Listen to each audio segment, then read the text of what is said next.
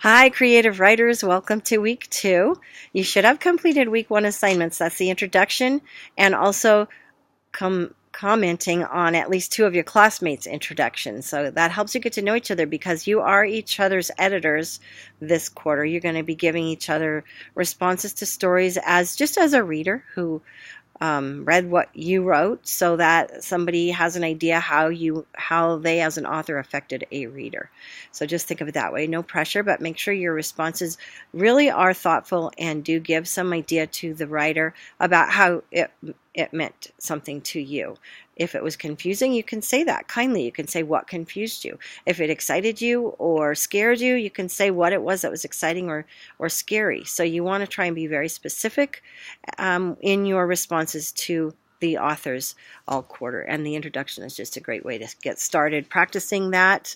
Obviously, with the introduction, it's a little less about their writing style and more about getting to know them as a person. So this week, we're going to look at the first sentences. I want you to understand I'm asking in the writing assignment online this week for 3 first sentences. That means 3 different stories that you could write using that sentence as the first sentence of that story. So it's not 3 sentences of a story, it's the first sentence of this story, and this story, 3 different stories. It could also be 3 different sentences, each one from a different novel that you might write in the future. So you start by doing that online, and then you continue doing it in your journal. Every week I want 5 first sentences kept in one section of your journal so that you'll have this bank of first sentences to look at in the future if you want some inspiration for writing. I love first sentences because they say so much with so little. So a first sentence should not be giving a whole lot of information that's overwhelming to the reader. Instead, it should be bam, getting you right into the story. So think about it that way, as one quick way to make us suddenly in the middle of the story. And we'll talk about that more next week, too. We talk about different ways to start a story.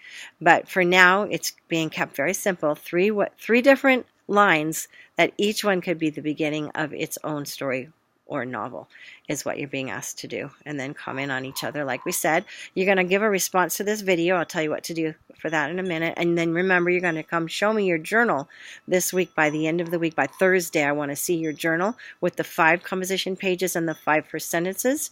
You don't have to have 2 weeks worth, just 1 week worth.